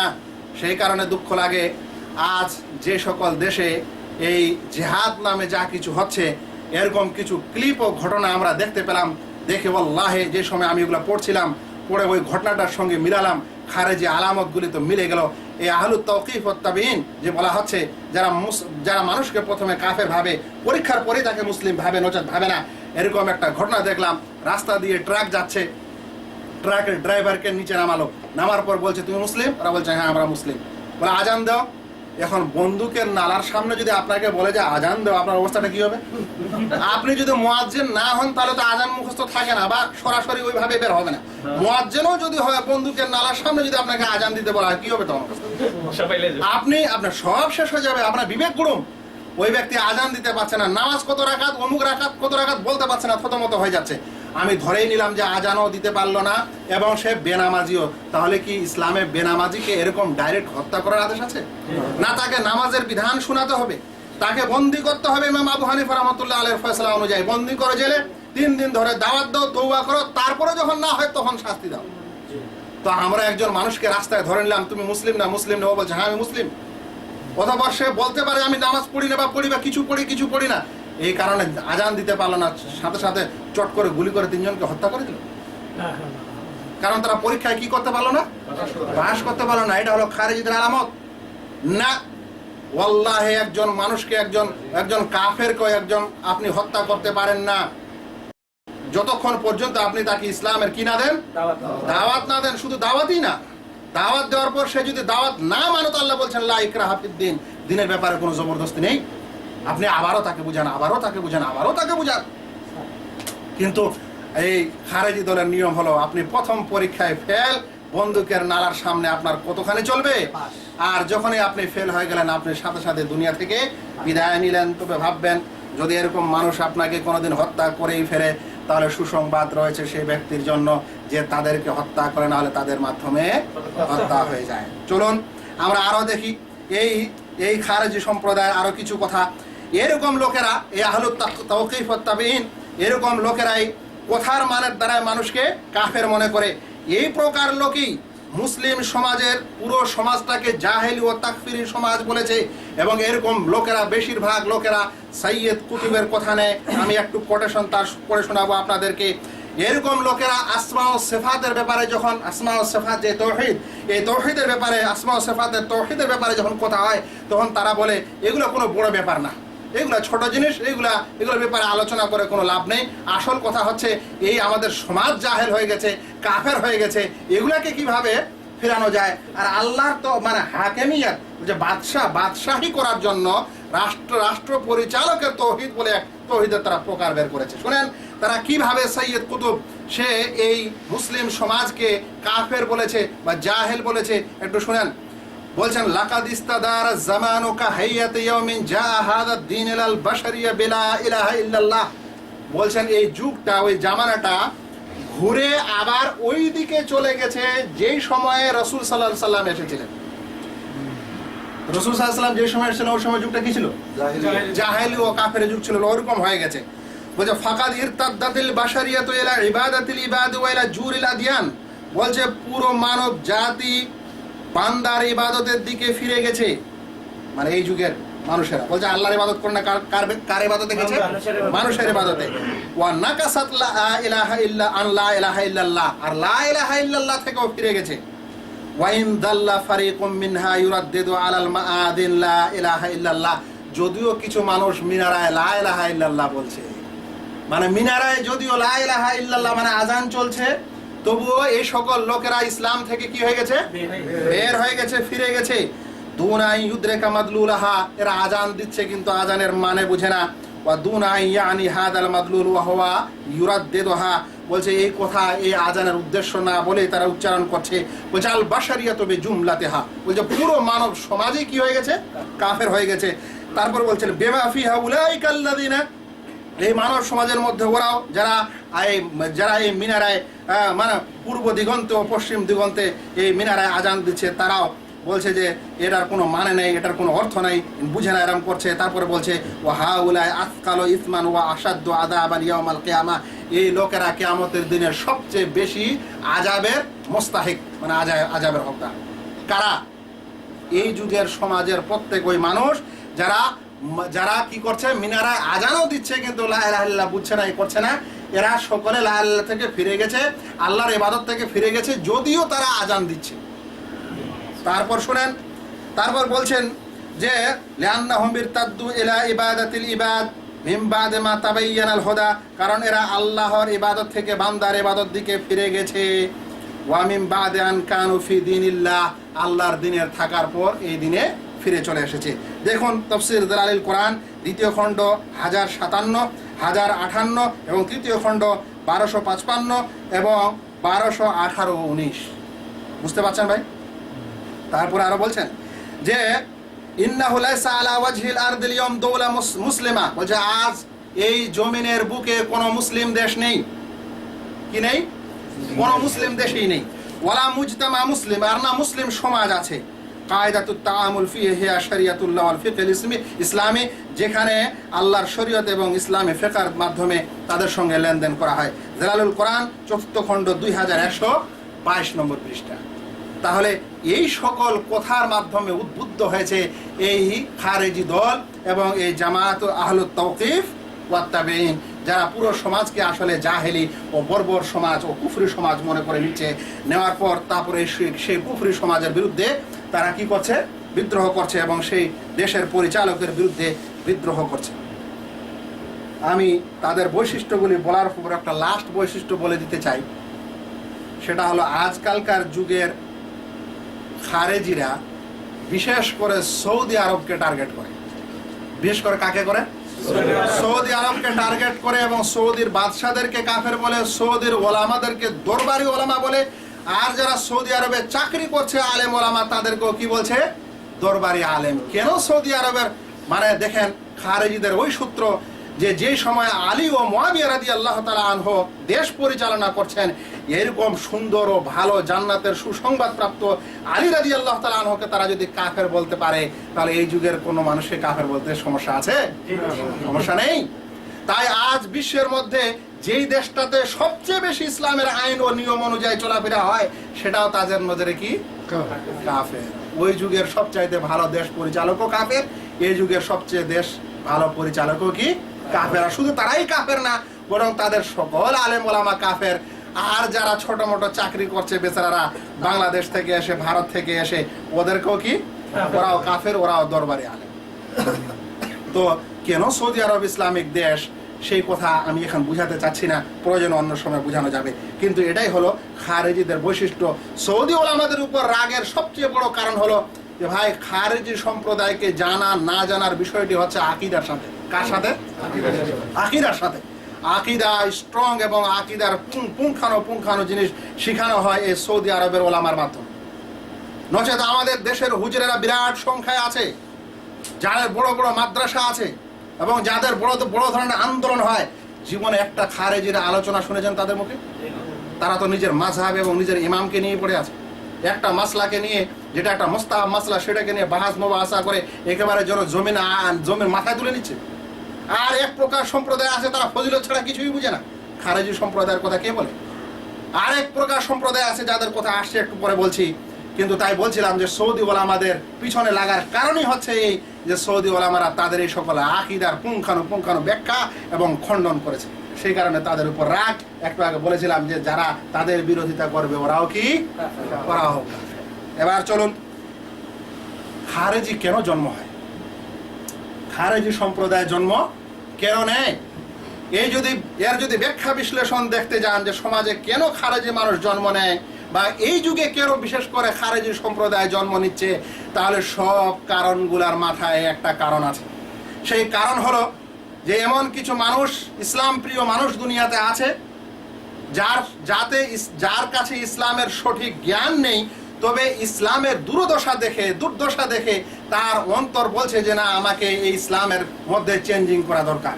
বা বলতে পারেন যে আজ সারা বিশ্বে মুসলিমদের যা অবস্থা এবং ইসলামকে নিয়ে যে অনীহা মানুষের, আজ ব্যক্তি পর্যায়ে, তারপরে সমাজ পর্যায়ে, এমনকি রাষ্ট্র পর্যায়ে মানুষেরা মুসলিম হওয়ার পরও যেভাবে অমুসলিমি প্রথা বা আর অন্য কিছু যে মেনে চলছে, তাতে কিছু মুসলিম মানুষ এমন আছে যাদের রক্ত গরম হয়ে যাচ্ছে এবং চাচ্ছে এই সকল প্রথাকে এবং এই সকল বিধানকে ক্ষমতার মাধ্যমে দমন করতে হবে। কিসের মাধ্যমে? এটা হলো সবচেয়ে বড় কারণ খারেজি জন্ম হওয়া। বিশ্লেষণটা শুনেন ভাই। একজন আল্লাহ রাসূল সাল্লাল্লাহু আলাইহি সাল্লামের যুগে যে জাহেলি সমাজটা ছিল, ওটা জাহেলি ছিল না? ছিল না? ওটা কুফরি ছিল না? ছিল না? আল্লাহ রাসূল কিসের মাধ্যমে পরিবর্তন করেছিলেন? ওই তরিকা, ওই পদ্ধতি ছেড়ে আমাদের যুগের কিছু মানুষ পদ্ধতি নিয়েছে যে আমাদেরকে ক্ষমতা অর্জন করার পর এগুলা কি করতে হবে? পরিবর্তন করতে হবে। দাওয়াত দেওয়ার পর, বুঝানোর পর, আকীদার প্রতি দাওয়াত দেওয়ার পর প্রতিষ্ঠিত না করে কি বলছে? ক্ষমতার মাধ্যমে। এই সকল লোক আর এই সকল দেশের রাষ্ট্র পরিচালক, মানুষ আর ওলামা, এদেরকে শেষ করতে হবে এই ক্ষমতার মাধ্যমে। এই তরবারি দিয়ে হত্যা করে হোক, আর কিছু হোক, আইনের মাধ্যমে হোক, আর কিছু এরকম করে এদেরকে কি করতে হবে? আসল মুসলিম বানাতে হবে ওদের থিওরি অনুযায়ী। আল্লাহ রাসূল সাল্লাল্লাহু আলাইহি ওয়াসাল্লামের থিওরি এরকম ছিল না। যে দেখেন কি করেছে তারা। সর্বপ্রথমে বললাম যে এই ক্ষমতা অর্জনের আশাটা যখন এসেছে ইসলাম প্রতিষ্ঠিত করার জন্য, তখন সর্বপ্রথমে সকল মুসলিম রাষ্ট্র পরিচালককে একচেটিয়া কি বলে দিল? কাফের। সকল মুসলিম সমাজকে একচেটিয়া কি বলে দিল? কাফের। এখন যখন কাফের হলো, তাহলে কাফের আন্ডারে কি থাকা যায়? তখন কি প্রয়োজন হয়? ওই কুফরি সমাজ ও কাফের বাদশার বিরুদ্ধে কি করা? বিদ্রোহ করা। সেই কারণেই তো মাঝে মাঝে মিছিল দেখছেন রাস্তাঘাটে। তারপরে কি হয়? এরাই প্রথমে একচেটিয়া যদি কাফের কেউ নাও বলে বাদশাদেরকে, তাহলে প্রথম শুরু করে যে আমাদের দেশের রাষ্ট্র পরিচালক জালেম অত্যাচার, এই জালেম কথাটা বের করবে। এই জালেমটার পর থেকে এটা উন্নত হবে, একটু আরেক পর্যায়ে পৌঁছাবে। বলবে জালেম থেকে আমাদের দেশের সরকার মুনাফেক। প্রথমে কি বলে? জালেম। তারপরে কি বলে? মুনাফেক। সকলে মুনাফেক হয়ে গেছে। এখন মুনাফেক যখন হয়ে গেল, তাহলে তো মুনাফেকরা জাহান্নামের সবচেয়ে নিম্ন স্তরে থাকবে, এটা ঘোষণা ইসলামের। বলছে তাহলে আমাদের দেশের বাদশা বা পরিচালক এখন কাফের। তাহলে জালেম অত্যাচারী, মুনাফেক, তারপরে কি হয়ে গেল? কাফের হওয়ার পরে এখন চলো বিদ্রোহ করি। তাহলে খারেজি প্রকাশের আসল কারণ কি হলো? রাষ্ট্র ক্ষমতার মাধ্যমে ইসলাম ও মুসলিমের বিজয় চাওয়া। ক্ষমতার মাধ্যমে ইসলাম ও মুসলিমের বিজয় চাওয়া, যেটা আল্লাহ রাসূল সাল্লাল্লাহু আলাইহি সাল্লামের নিয়ম ছিল না। আল্লাহ রাসূল সাল্লাল্লাহু আলাইহি সাল্লামের নিয়ম ছিল মানুষকে তাওহীদের দাওয়াতের মাধ্যমেই ইসলামের বিজয় চাওয়া ও জয় চাওয়া, আর এর মাধ্যমেই হয়েছিল। আল্লাহ রাসূল আগে রাষ্ট্র ক্ষমতা নিয়ে মানুষকে করেন। মনে রাখবেন, রাষ্ট্র ক্ষমতার পর কোনো মানুষ যদি মানুষের উপর ইসলামকে চাপাইও দেয় আর অন্তর দিয়ে সে ইসলামের কথা না মানে, একটাও নাকি নাই? একটাও কি নাই? নেকি নাই, কারণ সে ইখলাসের সাথে যে ইসলাম মানেনি, সেই কারণে এটা বড় বিষয়। তারপরে শুনেন কি হয়েছে। এরকম মানুষেরাই চট করে ওই সমস্ত মুসলিম বাদশাকে কাফের বলেছে, যে সকল মুসলিম বাদশা দেখা গেল মাঝে মাঝে তারা নামাজও পড়ে, মাঝে মাঝে তারা ঈদ ও ঈদাইনে হাজির হয়, জামাতে হাজির হয়, তারা কোরআন পড়ে আর কিছু পড়ে, তারপরেও কি বলছে যে এ দেশে ইসলামিক আইন অনুযায়ী যেহেতু দেশ চালায় না, সেই কারণে এটা কি সে কাফের হয়ে গেছে। ভাই কুফরি এত সোজা? আমি বলবো আপনারা যেটাকে ইসলামী আইন অনুযায়ী দেশ চালাতে বলছেন, ওরকম একটা খসড়া পৃথিবীতে পেশ করেই দেখান। এখনো পর্যন্ত তো ওই খসড়াটা তৈরি হয়নি যে ইসলামিক আইন অনুযায়ী কিভাবে দেশ চালাতে হয়, কিন্তু বলার সময় তো খুবই একেবারে মুখ ফাটিয়ে এক হাত লম্বা করে বলছেন ওই আইন। আর যদি ইসলামিক রাষ্ট্রকে ইসলামিক আইন অনুযায়ী পরিচালনা করতেই হয়, আমি মনে করি সৌদি আরবের বিচার ও আদালত এখান থেকে নকল করে নিয়ে গিয়ে দেশে না নিয়ে গেলে তৈরি করা সম্ভব নয়। একটা মানুষের হত্যা এবং হত্যাকে কেন্দ্র করে যতগুলো জিনিস হয়, এর শরিয়ার বিচার কোন দেশের কলেজে আমাদের পড়ানো হয়? কোন শরিয়া ল পড়ানো হয়? যারা এই কথা বলছে তাদের মধ্যে কেউ আছে এরকম যে শরিয়ার ল জানে, যে পিএইচডি করেছে যে ইসলামিক আদালতে কিভাবে বিচার করতে হয়? একটাও তো নেই। সব কামেল পাশ করা, টাইটেল পাশ করা মানুষ দিয়ে দেশ পরিচালনা করতে চান, আর দেশকে ইসলামের কি বলে যে বিচার ব্যবস্থায় পরিবর্তন আনতে চান, আর ওটার খসড়াটা আজ পর্যন্ত তৈরি হয়নি। ইসলামিক নিয়মে যদি কোনো মানুষ কাউকে হত্যা করতে চায়, হত্যা করার সময় যেটা দিয়ে আঘাত করে, সেই অস্ত্রটা পর্যন্ত বিচার আছে যে সেটা কোন অস্ত্র দিয়ে আঘাত করা হচ্ছিল। যদি সেটা এমন অস্ত্র ছিল যেটা ধারালো অস্ত্র, তাহলে ধারালো অস্ত্রটা দিয়ে তার যদি চামড়াটা কাটে, শুধু চামড়াটার পর একটা সাদা আবরণ আছে, ভাই আছে না নাই দেখেছেন কিনা? যদি এতটুকু কাটে তাহলে তার দণ্ডটা কি হবে? যদি ওই সাদা চামড়াটাও কাটা যায় তাহলে তার দণ্ড কি হবে? যদি কাটার পর রক্ত বের হয় তাহলে তার সাজা কি হবে? যদি রক্তটা বের হওয়ার পর সেই জিনিসটা গোস্তটা পুরোটাই কাটে তাহলে তার সাজা কি হবে? এবং গোস্তটা কাটার পর যদি হাড়ে যায়, হাড়ের উপরে যে চামড়াটা আছে, দেখবেন মাথার ব্রেনও আছে, ওই চামড়া পর্যন্ত যায় তাহলে তার বিচার কি হবে? যদি ওই চামড়াটাও কেটে যায় তাহলে তার বিচার হবে কি হবে? যদি মগজে চলে যায় তাহলে তার বিচার কি হবে? বলেন তো আমাদের দেশের কোন শরিয়া আদালতে বিচার করতে পারবে? এই জন্য শরিয়ার আদালত জানে না, শরিয়ার বিচার জানে না, আর শুধু মুখে মুখে ওই খারেজি সম্প্রদায়ের মতোই বলা হবে যে সব কাফের, জাহেলি, আর এই সকল চলছে, ওই সকল চলছে, ইলিম আবার কিছুই নেই, জ্ঞান আবার কিছুই নেই। আমি আপনাদেরকে এই তথ্যটা এই কারণে বললাম, আমি ইসলামিক ল নিয়ে মদিনা ইউনিভার্সিটিতে গ্রাজুয়েশন করেছি, সেই কারণে আমার কিছুটা আইডিয়া আছে। ওই জন্য আমি বলছিলাম যে আমাদের দেশের এই সকল লোকেরা যারা মনে করে যে ক্ষমতার মাধ্যমে ইসলামকে জয়ী করতে হবে দেশে, প্রথমত এটা রাসূল সাল্লাল্লাহু আলাইহি ওয়াসাল্লামের তরিকা ও নীতি নয়। আর যদি এই নীতিতে কেউ যেতেই চায় তাহলে সৌদি আরবের ওলামায়ে কেরাম আজ পর্যন্ত যে বিচার আদালতে যে শরীয়ী নিয়ম রেখেছেন, এই নিয়মটা নকল করে নিয়ে যেতে হবে, নচেত উপায় নাই। এরকম কোনো মাথা নাই দেশে যারা এই সকল বিচার আদালত যেগুলো হচ্ছে এগুলাকে চেঞ্জ করে শরিয়ার নিয়মে আনতে পারে। এই কথায় আর আমি চাচ্ছি না। আমি বলছিলাম যে এই সকল লোকেরাই মানুষকে বিদ্রোহী বানাচ্ছে, রাস্তায় নামাতে শিখাচ্ছে, এবং দেশের পরিচালকের বিরুদ্ধে বড় ধরনের ষড়যন্ত্র করছে। অবাক লাগে, আশ্চর্য লাগে, মানুষ বুঝুক বা না বুঝুক। একটা উদাহরণ দিই। আজ সৌদি আরব থেকে যখন একটা আইন পাশ করলো যে সৌদি আরবে গৃহকর্মী নিয়োগ করা হবে, বা বলতে পারেন খাদেমা নেওয়া হবে, এটা কি কোনো নতুন জিনিস ছিল? না। ইতিপূর্বে সৌদি আরব বাংলাদেশ থেকেও নিয়েছে, আরো বিশ্বের অনেক জায়গা থেকে নিয়েছে। আমরা সকলে এটা জানি যে মানুষের কফিল ও মালিক যেমন ভালো হয়, তার আমেল ও কর্মচারীটা ওরকম এখানে কি থাকে? ভালো থাকে। ও যদি অত্যাচারী হয়, খারাপ হয়, মন্দ হয়, আর কিছু হয়, তাহলে ওই অনুযায়ী সেই লোকটারও কি হয়? সমস্যা হয়। এতখানি তো নাকি? এখন বলেন তো, মানে যারা সকলে আসে তারাই কি মন্দ থাকে? আমরা সকলে এখানে এসেছি, সকলে কি আমরা দুর্দশায় আছি? না, মানুষের কাজকর্ম এবং তার কফিল ও তার মালিকের আচার আচরণের অনুযায়ী পার্থক্য আছে। তাহলে যারা খাদেমা এখানে আসবে, এটা আমরা জানি যে খাদেমা আসার আসল উদ্দেশ্য হলো যে এখানে বাড়িতে যে সকল কাজকর্ম আছে সেগুলো করবে, তাই তো? এই জন্য একে গৃহকর্মী বলা হয়। জানেন, পত্র পত্রিকায় বলে দিল সৌদি আরবে যৌন কর্মী নিয়োগ করা হচ্ছে। কি ধরনের কথা? কেমন ইনসাফের কথা? আপনারা শুনেন না এটাকে? এটা অতিরঞ্জন নয়? কিভাবে বলতে পারে যে যৌন কর্মী নিয়োগ করা হচ্ছে? ডাইরেক্ট পেপারে বলছে। তাহলে এগুলা কি বলে? এগুলা কি বলা হয় যে এই সকল মানুষেরা একটা ক্ষমতা অর্জনের জন্য একটা সত্য জিনিসেরও কিভাবে একটা অপব্যাখ্যা দেয়। নাউজুবিল্লাহ, আল্লাহকে ভয় করা দরকার। যদি কোনো মানুষ খারাপে থাকে, মন্দে থাকে, তো খারাপ বলা দরকার। ভালো থাকলে ভালো বলা দরকার, কিন্তু নিজের ক্ষমতার লালসায় এবং ক্ষমতা পাওয়ার আশায় আর এর জন্য আমরা এমন একটা জিনিসকে যেটা সত্য একটা মিথ্যা একটা একাকার করে দিচ্ছি, দেওয়ার পর আমরা সমাজকে বিদ্রোহী বানাচ্ছি। যাই হোক, আমি এখানে এই কথা শেষ করলাম। আমার আর 2টি পয়েন্ট আছে, শুনে নেন। একটু আলোচনা দীর্ঘ হলো, কিন্তু বলার উচিত ছিল, আমি সংক্ষিপ্ত করতে পারছি না। আর 2টি পয়েন্ট শুনে। 1 নম্বর হলো ভাই, বড় গুনার কারণে কি মানুষ কাফের হয়? যে কথাটা বারবার শুনে আসলেন খারেজিদের মতবাদ। আহলুস সুন্নাহ ওয়াল জামাতের আকীদা ও বিশ্বাস শুনেন।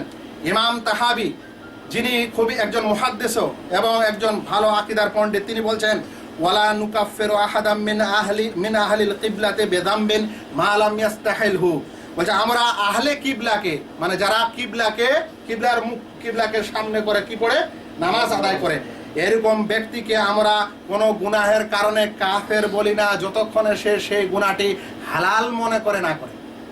মানে যদি কেউ গুনাহ করে কিবলাবাসী, তাহলে কাফের বলা যাবে না, কিন্তু সে গুনাহটা করে এবং ওই গুনাহটাকে হালাল মনে করে, তাহলে তখন কি হয়? তখন কাফের হয়। মানে কোনো মানুষ যদি গুনাহ করে, বেবিচার করছে, সুদ খেয়েছে, কিন্তু সে বিশ্বাস করে যে এটা হারাম, হালাল মনে করে করেনি, তাহলে সে মানুষকে কাফের বলা যাবে না। তাই যে কোনো বাদশার আন্ডারে যারা থাকে, তারা যদি কোনো একটা গুনার কাজ করেও ফেলে বা করে, আর সে বিশ্বাস করে যে এটা আসলে গুনাহ, কিন্তু যে কোনো কারণে সমস্যায় আমি কাজটা ইসলামের আইন অনুযায়ী করতে পারলাম না, তাহলে তাকে কি বলা হবে? তাহলে তাকে কাফের বলা যাবে না। তারপরে শোনেন, ওই ব্যক্তি যদি মৃত্যুর পূর্বে তওবা করে মারা যায়, তাহলে তার মাফ, আল্লাহ তাআলা যদি তওবা কবুল করে নেন। আর যদি তওবা না করে মারা যায় বড় গুনাহকারী কোনো ব্যক্তি, তাহলে কিয়ামতের দিনে আল্লাহ চাইলে তাকে শাস্তি দিবেন, দেওয়ার পর ওই গুনাহ অনুযায়ী শাস্তি দিবেন, তারপরে জান্নাতে দিবেন। আর চাইলে আবার কিয়ামতের দিনে মাফও হয়ে যেতে পারে, আল্লাহ যদি রহম করে। তাহলে বড় গুনাহের কারণে কাফের হয় না, এটাই আহলুস সুন্নাহ ওয়াল জামাতের কি আকীদা। এই ব্যাপারে একটাই দলিল নেন। আল্লাহ তাআলা কোরআনে বলছেন, ইন্নাল্লাহা লা ইয়াগফিরু আন ইউশরাকা বিহি ওয়া ইয়াগফিরু মা দুনা যালিকা লিমান ইয়াশা। আল্লাহ তাআলা ক্ষমা করেন না যে তার সাথে শিরক করে, এর চেয়ে নিম্ন পর্যায়ের কিছু করলে আল্লাহ চাইলে ক্ষমা করে। আর বড় গুনাহ শিরক না, বড় গুনাহ শিরক না, শিরক আলাদা জিনিস। আল্লাহ তাআলা তারপরে সেই ইমাম তাহাবী ওই সকল দলিলকে নিয়ে এসেছেন যেখানে স্পষ্ট আল্লাহ রাসূল সাল্লাল্লাহু আলাইহি ওয়াসাল্লাম কুফরি শব্দটা বলেছেন, যে এরকম করলে কাফের হয়, এরকম করলে কাফের হয়, যেগুলো সাধারণত খারেজিরা বলে থাকে। এরকম প্রত্যেকটা দলিল নিয়ে এসেছেন ইমাম তাহাবীর ব্যাখ্যাকারক আবুল ইজ আল হানাফি, এবং তিনি সেখানে এই কথা ওই আয়াতও নিয়ে এসেছেন যে যারা আল্লাহ প্রদত্ত বিধান অনুযায়ী ফয়সালা করে না তারা কাফের। স্পষ্ট মনে হচ্ছে কি তারা কি করলো? কাফের হয়ে গেল। তারপরে বলছেন আল্লাহ রাসূল সাল্লাল্লাহু আলাইহি ওয়াসাল্লাম, সিবাবুল মুসলিমে ফুসুকুন ওয়া কিতালুহু কুফরুন। কোন মুসলিমের সঙ্গে গালিগুলোজ করা এটা হচ্ছে ফিসকি কাজ, আর তার সঙ্গে লড়াই করা হচ্ছে কুফরি কাজ। মানুষ বলবে এগুলো তো কাফের, আল্লাহ রাসূল বলছেন, কিন্তু শুনেন মুত্তাফাকুন আলাইহি। তারপর মান হালাফা বিগাইরিল্লাহি ফাকাদ কাফার। আল্লাহ রাসূল বলেন যে ব্যক্তি আল্লাহ ছাড়া অন্যের কসম করলো সে কুফরি করলো।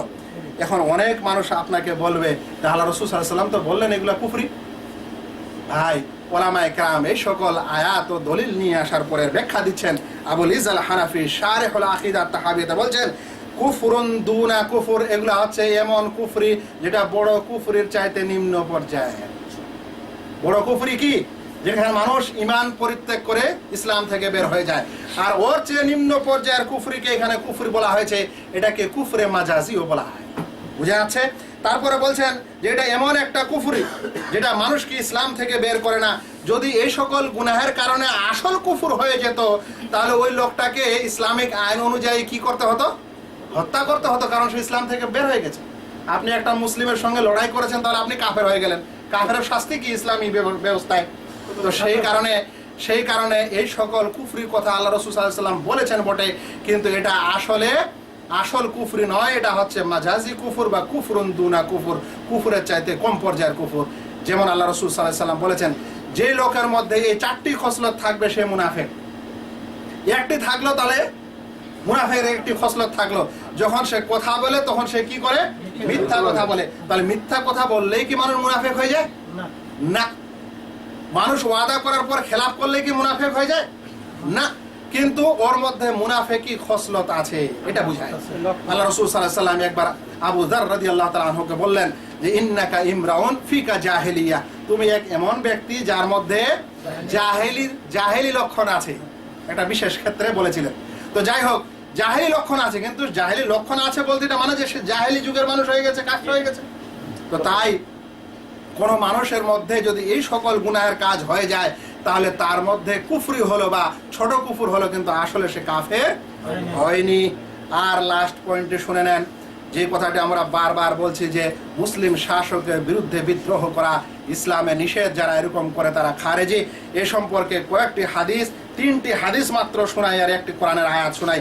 আল্লাহ রাব্বুল আলামিন কোরআনে বলছেন, ইয়া আইয়ুহাল্লাযীনা আমানু আতিউল্লাহ, হে মুমিনেরা আল্লাহর আনুগত্য করো, ওয়া আতিউর রাসূলা, এবং রাসূলের আনুগত্য করো, ওয়া উলিল আমরি মিনকুম, এবং তোমাদের মধ্যে আদেশদাতাদের আনুগত্য করো। আদেশদাতাকে? আদেশদাতাই হচ্ছে ওই দেশের শাসক ও পরিচালক। এই সম্পর্কে উলিল আমরের সম্পর্কে আমাদের দেশের মাযহাবী ভাইয়েরা এটাকে নিজে মাযহাবে ফিট করে। আল্লাহর অনুসরণ করো, নবীর অনুসরণ করো, এবং কি করো? উলিল আমর বলতে বুঝায় কি? যে ইমামের অনুসরণ করো না। আপনারা সকল ভালো গ্রহণীয় তাফসীর দেখে নেন, সেখানে 2টি মত এসেছে। 1 নম্বর হলো, সকলে যে মতটি দিয়েছেন সেটি হলো দেশের শাসকের কি করা? আনুগত্য করা। মানে দেশ পরিচালনা যারা করবেন তারা অবশ্যই কিছু নিয়ম ও নীতি আছে না নাই দরকার। যদি দেশে নিয়ম ও নীতি না থাকে তাহলে কি হবে? তাহলে ওই দেশ পরিচালনা করার সময় পরিচালকের কিছু নিয়ম ও নীতি থাকবে, যে সকল নিয়ম ও নীতি মানার আল্লাহ রাব্বুল আলামিন কি করেছেন? আমাদেরকে আদেশ করেছেন। সূরা নিসা 59 নম্বর আয়াত। এ সম্পর্কে প্রায় 40টিরও বেশি সহিহ হাদিস এসেছে শাসকের আনুগত্য করার সম্পর্কে। একটি আয়াত দিলাম, ব্যাখ্যা দিচ্ছি না, সময় অনেক হয়ে গেল। হুযায়ফা বিনুল ইয়ামান রাদিয়াল্লাহু তাআলা আনহুমা বলছেন, আল্লাহ রাসূল সাল্লাল্লাহু আলাইহি ওয়াসাল্লাম বলেন, ইয়াকুনু বাদি আইম্মা, স্পষ্ট এরকম কথা বলেছেন। কি করতে হবে আমাদেরকে যদি আমরা শাসককে খারাপ ও মন্দ কিছু করতে দেখি, ও ইসলামিক কিছু করতে দেখি, জুলুম করতে দেখি, কি করতে হবে? আল্লাহ রাসূলের হাদিস স্পষ্ট শুনে নেন। বলেছেন, ইয়াকুনু বাদি আইম্মা, আমার পরে এমন কিছু রাষ্ট্র পরিচালক হবে। আইম্মা ইমামের বহুবচন, ইমাম কি একটু আগে বলা হয়েছে। বলেছেন, লা ইয়াহতাদুনা বিহাদায়া, আমার হাদি, আমার তরিকা অনুযায়ী তারা চলবে না। ওয়ালা ইয়াস্তান্নুনা বিসুন্নতি, এবং আমার সুন্নত অনুযায়ী চলবে না। ওয়া সায়াকুমু ফীহি রিজালুন কুলুবুহুম কুলুবুশ শায়াতিন ফি জুসমানি ইনসিন, বলেন তাদের মধ্যে এমন কিছু মানুষ হবে যাদের অন্তরটা হবে শয়তানের জিসমে, শয়তানের শরীরে।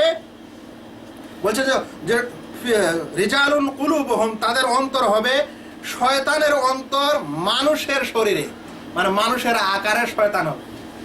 এরকম মানুষ হবে যারা কি হবে? মানুষের আকারে শয়তান হবে। তারপর বলছেন যে কালা কুলতু কাইফা আসনাউ ইয়া রাসূলুল্লাহ, আল্লাহ রাসূল এরকম শাসক হলে আমরা কি করব? আল্লাহ রাসূল বলছেন, ইন আদরাকতু যালিক, যদি এরকম পেয়ে যাই, হয়ে যায়, তাহলে কি করব?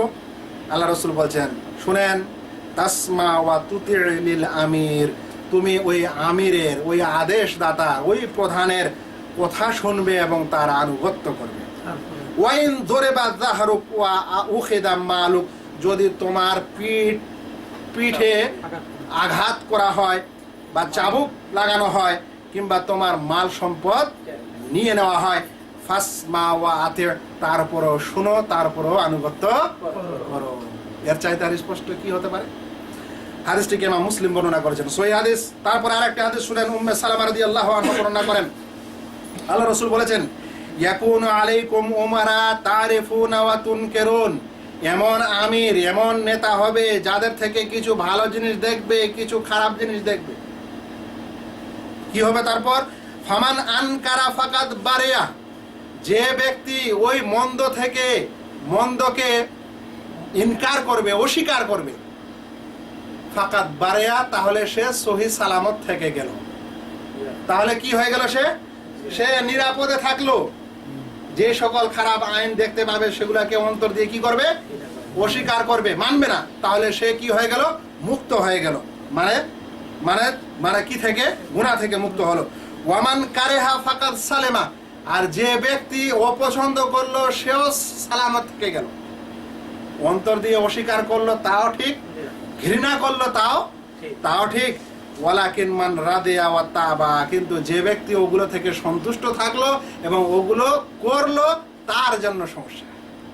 তাই দেশে যদি খারাপ আইন হয়, আপনি ওগুলাকে অপছন্দ করবেন, ওগুলাকে অস্বীকার করবেন, মানবেন না, পারতপক্ষ দেশের শাসককে নসিহত করবেন, মানুষকে নসিহত করবেন, তাহলেই আপনার ঈমান সালামত থেকে যাবে ইনশাআল্লাহ। আল্লাহ রাসূলকে জিজ্ঞাসা করা হলো আফালা নাকতুলুহুম, আল্লাহ রাসূল এদেরকে হত্যা করবে না যারা এরকম করবে? আল্লাহ রাসূল বলছেন কালা মা সাল্লাউ লা মা সাল্লাউ, না হত্যা করো না যতক্ষণে তারা নামাজ আদায়কারী হয়, যতক্ষণে তারা নামাজ আদায় করে। তাহলে নামাজ আদায় করবে যতক্ষণ পর্যন্ত, অতক্ষণ পর্যন্ত তাদের সঙ্গে কোনো হত্যা ও বিদ্রোহ করতে যাবে না। হাদিসটিকে ইমাম মুসলিম বর্ণনা করেছেন। আর একটি হাদিসে বলছেন আল্লাহ রাসূল ইল্লা আন তারাউ কুফরান বাওয়াহা ইনদাকুম মিনাল্লাহি বুরহান, বলছে ইনদাকুম মিনাল্লাহি ফিহি বুরহান, যদি তাদের মাঝে মানে তাদের আনুগত্য করো যদি তাদের মাঝে স্পষ্ট কুফরি দেখতে পাও। কি স্পষ্ট কুফরি? কথার মানে দ্বারা কুফরি না, ওলামাদের ব্যাখ্যা বাদ দিয়ে নিজে কুফরি বললে হবে না। স্পষ্ট কুফরি বা ওয়া শব্দটার মানে হয় স্পষ্ট, কোনো ধরনের অস্পষ্টতা নেই। তারপরে বলছেন এমন স্পষ্ট ইনদাকুম মিনাল্লাহি ফিহি বুরহান, আল্লাহর পক্ষ থেকে তোমাদের কাছে ওই কুফরি সাব্যস্তের জন্য বুরহান থাকে, দলিল থাকে। তারপরে কাফের বলবেন, নচেত বলতে পারে না। হাদিসটিকে ইমাম বুখারী কিতাবুল ফিতানে বর্ণনা করেছেন।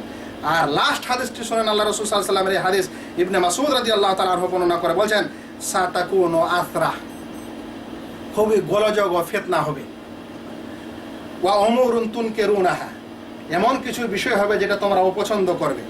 কালু ইয়া রাসূলুল্লাহ ফামা তা'মুরুনা, এই সময় আমাদের কি আদেশ করেন আপনি? কালা তুআদ্দুনাল হাক্কাল্লাযী আলাইকুম ওয়া তাসআলুনাল্লাহাল্লাযী লাকুম, বলছেন যে তোমাদের প্রতি যা হক অধিকার রয়েছে ওই বাদশার, ওই শাসকের, সেই হকটা তোমরা আদায় করে দাও। আর তোমাদের যেটা পাওনা আছে ওর কাছে, সেটা আল্লাহর কাছেই চাও। সেটা কার কাছে চাও? আল্লাহর কাছে চাও, কারণ সে হয়তো তোমাকে দিবে না। তোমারটা আদায় করে দাও, আর তোমার উপর যেটা হক আছে এটা আদায় করে দাও। আর ওদের যেটা হক আছে ওটা না পেলে তুমি কার কাছে? আল্লাহর কাছে চাও। হাদিসটিকে ইমাম বুখারী কিতাবুল মানাকিবে বর্ণনা করেছেন। লাস্ট কথা হলো এই যে কোন সময় যদি দেশের বাদশা, আজ বর্তমান যেটা আন্তর্জাতিক আইন ও নিয়ম ও সিস্টেম, একটা উদাহরণ মনে রাখেন, আমি যদি আপনাকে বলি যে ভাই আপনার বাড়িতে যা কিছু প্রয়োজন হয় দৈনন্দিন খাওয়া দাওয়া, পোশাক পরিচ্ছদ ইত্যাদি, এগুলোকে আপনাকে কোনো কুফরি কাফের দেশ থেকে নিতে হবে না, পারবেন?